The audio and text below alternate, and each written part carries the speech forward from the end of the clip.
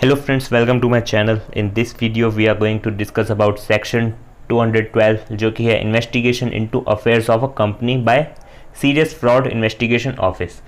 तो last section में हमने पढ़ा था जो कि था सेक्शन 211, उसमें था एस्टेब्लिशमेंट ऑफ एसएफआईओ। इस सेक्शन में हम पढ़ेंगे कि क्या प्रोसीजर्स होते हैं, क्या तरीका होता है जिससे एसएफआईओ वर्क करता है। ओके, तो स्टार्ट करते हैं सब सेक्शन 1 में, जिसमें दे रखा है where the central government on receipt of a report of the registrar और इंस्पेक्टर अंडर सेक्शन 208 में रिपोर्ट जो देता था रजिस्ट्रार या फिर इंस्पेक्टर किसको, सेंट्रल गवर्नमेंट में, वो मिलती है सेंट्रल गवर्नमेंट को। या फिर on intimation of a special resolution, यानी कंपनी के जो मेंबर्स हैं उन्होंने स्पेशल रेजोल्यूशन पास किया है किस चीज़ के लिए कि जो अफेयर्स हैं कंपनी के उसमें इन्वेस्टिगेशन की ज़रूरत है। ओके, तो उन्होंने एक इंटीमेशन दिया है सेंट्रल गवर्नमेंट को। या फिर in the public interest, central government अगर चाहे तो पब्लिक इंटरेस्ट में भी करेगी। या फिर on request of any department of the central government और state government, like may be हो सकता है आईटी डिपार्टमेंट या फिर जीएसटी डिपार्टमेंट। ओके, कोई भी डिपार्टमेंट हो सकता है, उसकी अगर रिक्वेस्ट है तो भी सेंट्रल गवर्नमेंट क्या करेगी। अगर इन चारों में से कोई भी सिचुएशन है और सेंट्रल गवर्नमेंट के ओपिनियन में नेसेसरी है to investigate into the affairs of a company by SFIO. Okay, अब ये सेंट्रल गवर्नमेंट डिसाइड करेगी सीरियसनेस कैसे चेक करनी, बिकॉज सीरियस कहीं भी डिफाइन नहीं किया गया कंपनीज एक्ट में। ओके, तो अगर सेंट्रल गवर्नमेंट के ओपिनियन में ये ज़रूरी लग रहा है सेंट्रल गवर्नमेंट को कि वो जो इन्वेस्टिगेशन है वो कौन करे, एसएफआईओ, देन वो क्या कर देगी, द सेंट्रल गवर्नमेंट में by order assign the investigation into affairs of the said company to the SFIO. Okay, अगर सेंट्रल गवर्नमेंट के ओपिनियन में ऐसा लग रहा है उनको कि जो कंपनी के अफेयर्स हैं वो एसएफआईओ से इन्वेस्टिगेशन होनी चाहिए, देन वो क्या कर देगी, ऑर्डर कर देगी किस चीज़ का, assign the investigation into affairs of the said company to the SFIO. Okay, next हम बात करते हैं सब सेक्शन 2 की, जिसमें any case has been assigned by the central government to the SFIO, यानी कोई भी केस एसएफआईओ को असाइन किया गया है तो फिर कोई और इन्वेस्टिगेशन एजेंसी जो है किसकी, सेंट्रल गवर्नमेंट की या फिर स्टेट गवर्नमेंट की, वो प्रोसीड नहीं कर सकती, यानी इनिशिएट भी नहीं कर सकती कोई और इन्वेस्टिगेशन एजेंसी अगर वो केस पर्टिकुलर किसको दे दिया गया है, एसएफआईओ को। Okay, but okay, no other investigation agency कोई भी उस पर्टिकुलर इन्वेस्टिगेशन को इनिशिएट नहीं कर सकती। ओके, अगर वो केस एसएफआईओ को दे दिया है, या फिर अगर इनिशिएट पहले से हो चुका है और उसके बाद एसएफआईओ को वो केस ट्रांसफ़र किया गया है, देन वो क्या करेगी एजेंसी, वो जो भी रिलेवेंट डॉक्यूमेंट्स या रिकॉर्ड्स है उस पर्टिकुलर कंपनी से रिलेटेड या फिर उस ऑफेंस से रिलेटेड, जो भी इन्वेस्टिगेशन एजेंसी उस पर पहले से काम कर रही थी, वो सारे डॉक्यूमेंट्स रिकॉर्ड्स किसको ट्रांसफ़र कर देंगे, एसएफआईओ को। ओके, बिकॉज उसके बाद क्या करेगी, एसएफआईओ उस पर्टिकुलर केस को हैंडल करेगी, न कि वो पर्टिकुलर इन्वेस्टिगेशन एजेंसी जो अभी तक काम कर रही थी उस केस पे। ओके, बिकॉज इसमें क्या हुआ, पहले से इनिशिएट तो कर ही नहीं सकते, बट अगर इनिशिएट हो चुका है और उसके बाद एसएफआईओ को दिया गया है, देन उस केस में क्या होगा, वो जो एजेंसी काम कर रही थी तो वो जो भी ऑफेंस से रिलेटेड जो भी रिलेवेंट डॉक्यूमेंट्स रिकॉर्ड्स थे वो सारे ट्रांसफ़र हो जाएंगे किसको, एसएफआईओ को। ओके, ये था सब सेक्शन 2। नाउ सब सेक्शन 3, जिसमें दे रखा है कि जो भी केस एसएफआईओ को असाइन किया गया है तो उसमें जो भी इन्वेस्टिगेशन कंडक्ट होगी वो किस मैनर में होगी और कौन से प्रोसीजर फॉलो करेंगे। जो प्रोसीजर्स दे रखे हैं कहाँ पे, चैप्टर में, कौन से चैप्टर में, इस चैप्टर में, जो कि है इंस्पेक्शन, इंक्वायरी, इन्वेस्टिगेशन। एंड जो रिपोर्ट होगी वो सबमिट किसको की जाएगी, central government with in such period जो कि स्पेसिफाइड है इन द ऑर्डर। ओके, यानी जो सेंट्रल गवर्नमेंट ऑर्डर देगी उसमें जो टाइम है वो भी स्पेसिफाई कर रखा होगा कि उस पर्टिकुलर टाइम पीरियड में उनको रिपोर्ट चाहिए। ओके, तो एसएफआईओ उस केस में क्या कर देगी, उस टाइम फ्रेम के अंदर अंदर उसको रिपोर्ट देनी पड़ेगी किसको, सेंट्रल गवर्नमेंट को। ओके, तो ये था subsection 3। Next is subsection 4 and subsection 5। Subsection 4 में दे रखा है जो डायरेक्टर है किसका, एसएफआईओ का। ओके, ये कंपनी का डायरेक्टर नहीं, एसएफआईओ का डायरेक्टर है। Shall cause the affairs of the company to be investigated, यानी वो इन्वेस्टिगेशन के लिए इन्वेस्टिगेटिंग ऑफिसर जो है वो उससे इन्वेस्टिगेशन करवाएगा। और कौन सा इन्वेस्टिगेशन ऑफिसर होना चाहिए, जिसके पास पावर हो अंडर सेक्शन 217। ओके, 217 अभी हमने किया नहीं है बट आगे करेंगे तो आपको आइडिया लग जाएगा। ओके, तो ये सिंपल सा था सबसेक्शन 4। इसमें बेसिकली दे रखा है कि डायरेक्टर जो है एसएफआईओ का वो इन्वेस्टिगेशन करवाएगा किससे, इन्वेस्टिगेटिंग ऑफिसर से, जिसके पास पावर होगी अंडर सेक्शन 217। ओके, 217 हम आने वाली वीडियोज़ में कवर कर लेंगे।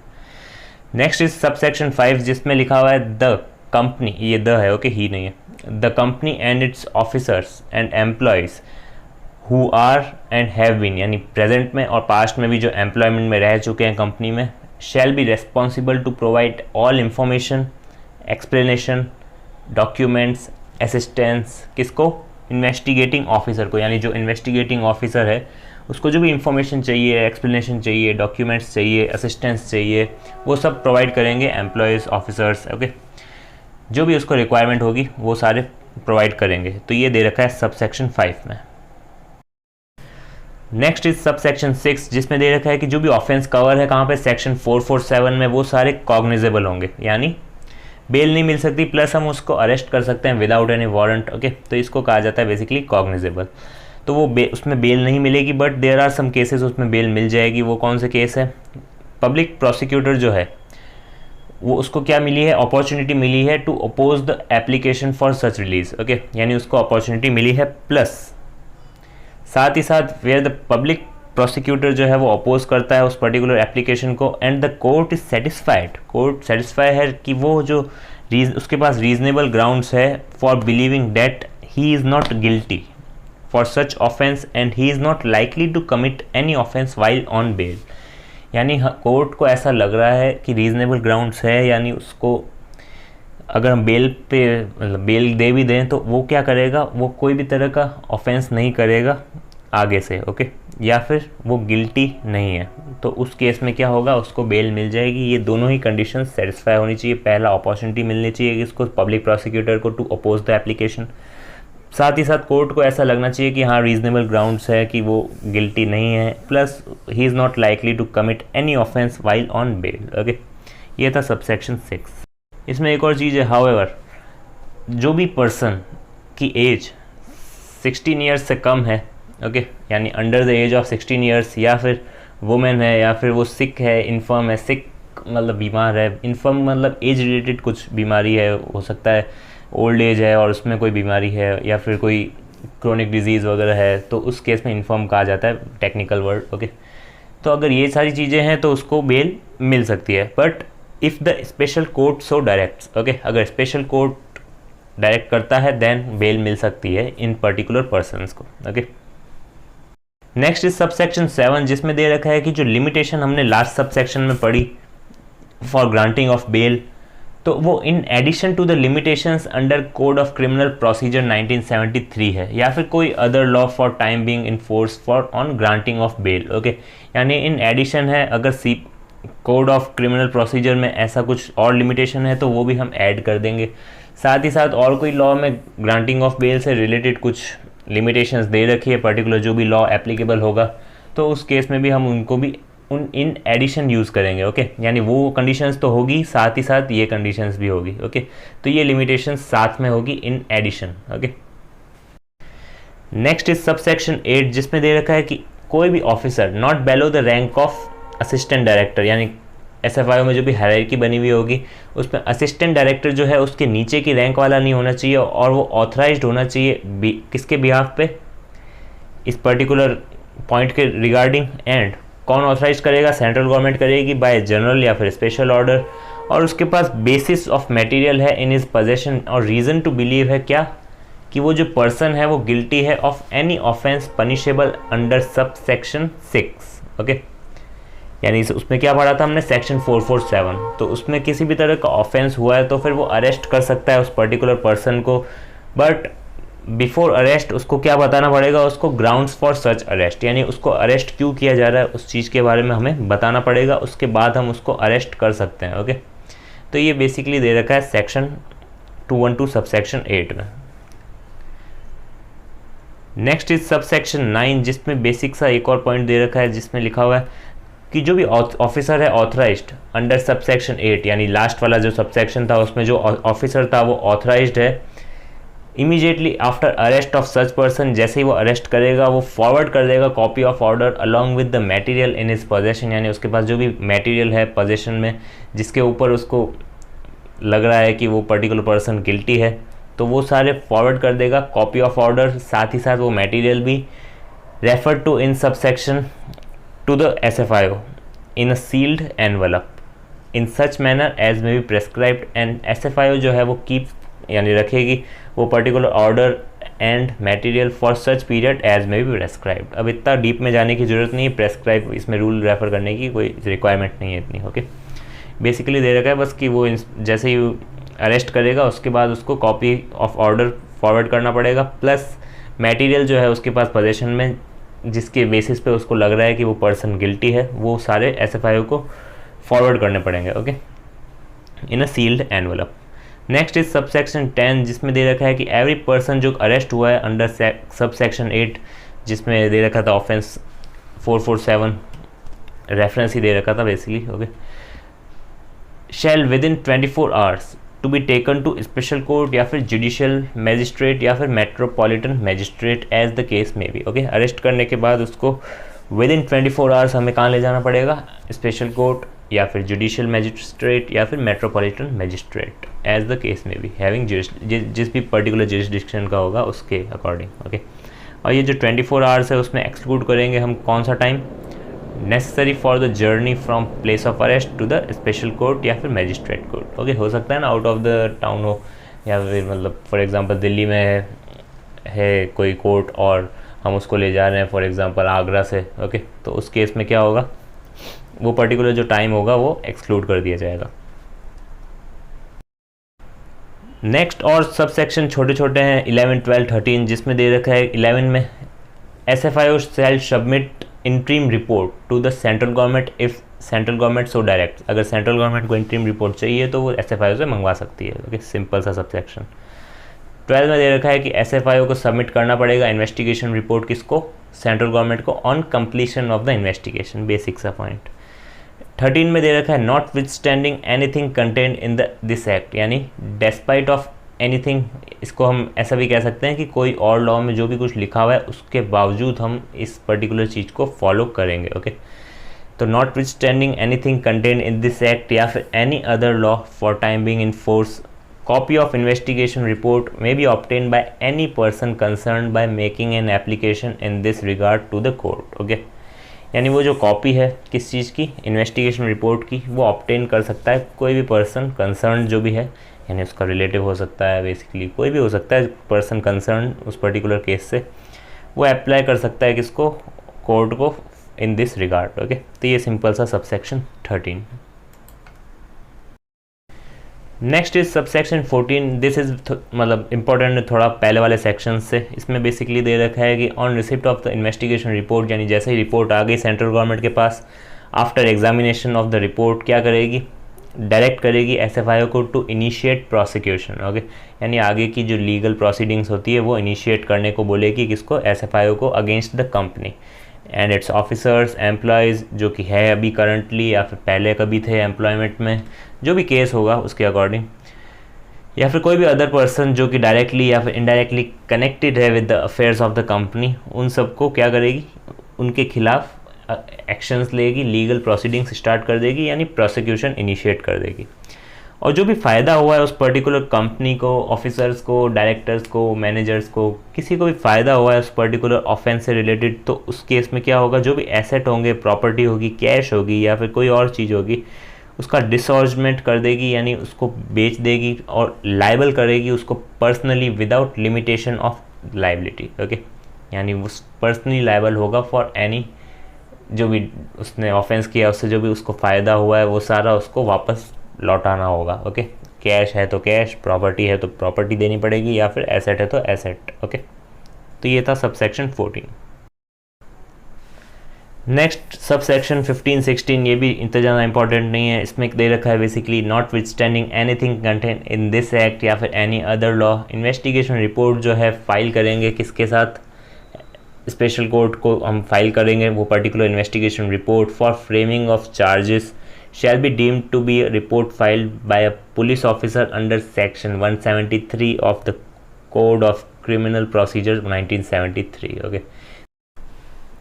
नेक्स्ट इज सबसेक्शन 16, ये भी बेसिक सा पॉइंट है, इसमें भी ज़्यादा कुछ है नहीं। Not with standing anything contained in this act, any investigation जो भी होती है या फिर अदर एक्शंस टेकन या फिर इनिशिएट किए जाते हैं किसके द्वारा, SFIO के द्वारा, under the provisions of companies act 1956, यानी पुराना वाला जो एक्ट है, तो वो कंटिन्यू रहेगा to be proceeded with under that act as if act had not been passed. Okay, तो ये बेसिक सा पॉइंट है, अब पास हो चुका है तो कोई दिक्कत नहीं है। नेक्स्ट इज 17 17 के दो पार्ट है, A and B. Sub section 17 के दो पार्ट है। पहला पार्ट है, in case SFIO has been investigating any offence under this act, या फिर एनी इन्वेस्टिगेटिंग एजेंसी या फिर state government, police authority, income tax authority having any information और documents in respect of such offence shall provide all information documents available with it to the SFIO। यानी कोई भी और agency है या फिर स्टेट गवर्नमेंट है, पुलिस अथॉरिटी है, IT अथॉरिटीज़ है, तो वो सारी इंफॉर्मेशन डॉक्यूमेंट्स जो भी चाहिए होंगे उस पर्टिकुलर ऑफेंस से रिलेटेड वो प्रोवाइड करा देंगे SFIO को। ये दे रखा है सब सेक्शन 17A में। ओके, बी पार्ट में दे रखा है, the SFIO shall share any information documents available with it with any investigating agency state government, यानी उसका उल्टा। ओके यानी क्या हुआ इसका मतलब, अगर SFIO को ज़रूरत है उन पर्टिकुलर डॉक्यूमेंट्स की या फिर कोई भी इंफॉर्मेशन की तो वो ले सकती है उन पर्टिकुलर डिपार्टमेंट्स से, एंड अगर उन डिपार्टमेंट्स को ज़रूरत है उस पर्टिकुलर इंफॉर्मेशन की, डॉक्यूमेंट्स की, तो वो SFIO से ले सकते हैं। ओके, तो ये बेसिक सा पॉइंट है सब section 17।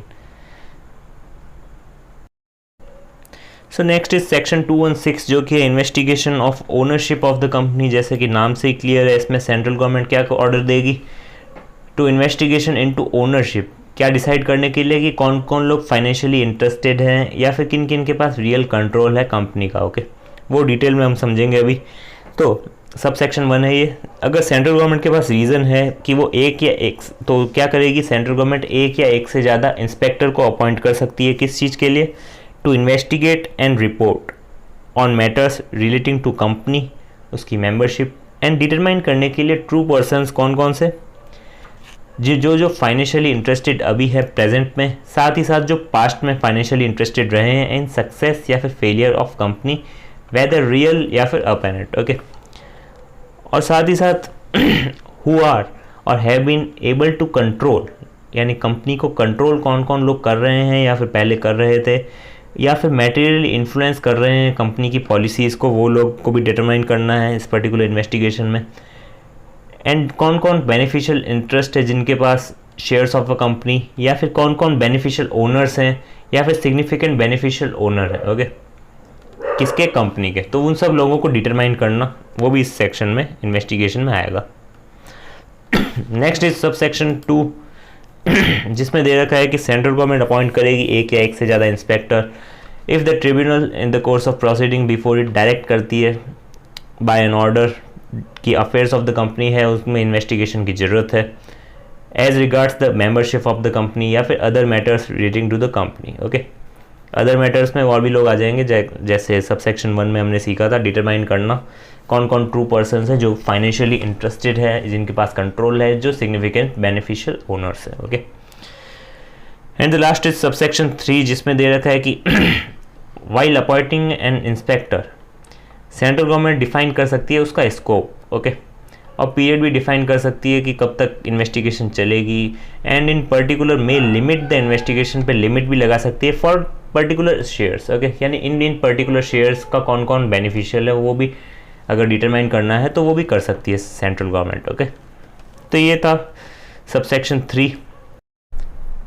Next is subsection 4 जिसमें दे रखा है कि subject to the terms of appointment of inspector, यानी इंस्पेक्टर को जब अपॉइंट करेंगे जो भी टर्म्स होगी तो उसकी जो पावर्स है एक्सटेंड होगी कहाँ तक, investigation of any circumstances suggesting the existence of any arrangement या अंडरस्टैंडिंग विच इज और was observed is likely to be observed in practice and जो रिलेवेंट है for the purpose of investigation. तो वहाँ तक उसकी इन्वेस्टिगेशन की जो मतलब इंस्पेक्टर की जो पावर होगी वो वहाँ तक एक्सटेंड हो सकती है जहाँ तक रेलेवेंट है for the purpose of his investigation, यही दे रखा है basically. Next is imposition on restriction during investigation, यानी इन्वेस्टिगेशन के दौरान जो भी सिक्योरिटीज़ होगी यानी जिनकी हम इन्वेस्टिगेशन कर रहे हैं जो इशू हो चुकी है या फिर फ्यूचर में इशू होगी, तो NCLT अगर चाहे तो उस पर सर्टेन रिस्ट्रिक्शन लगा सकती है और वो रिस्ट्रिक्शंस जो भी है वो 3 साल तक रहेंगे। ओके, तो ये दे रखा है सेक्शन 222 सब सेक्शन 1 में। ओके, इफ़ सच ऑर्डर यानी डिस्पाइट ऑफ सच ऑर्डर अगर कोई भी इशू या फिर ट्रांसफ़र होता है उस सिक्योरिटी का तो कंपनी प्लस जो भी ऑफिसर है जो डिफ़ॉल्ट में है वो पनिशमेंट के लिए लाइबल होगा as per section 222 subsection 2। Okay, ये सबसेक्शन 2 है। ओके, ये 1 की जगह 2 कर देना। तो इसमें जो भी पनिशमेंट दे रखी है हम आगे पढ़ेंगे तो वो उसके अकॉर्डिंग वो पनिशमेंट मिलेगी उसको। ओके, कंपनी को प्लस एवरी ऑफिसर जो भी डिफ़ॉल्ट में है। और ये जो पॉइंट है, ये सबसेक्शन है, ये अप्लाई किस पे होगा, ये जो भी प्रोविजंस हैं इन्वेस्टिगेशन ऑफ ओनरशिप के, ये फॉरेन कंपनी पे भी अप्लाई होंगे। ओके, तो ये था सिंपल सा सेक्शन 216।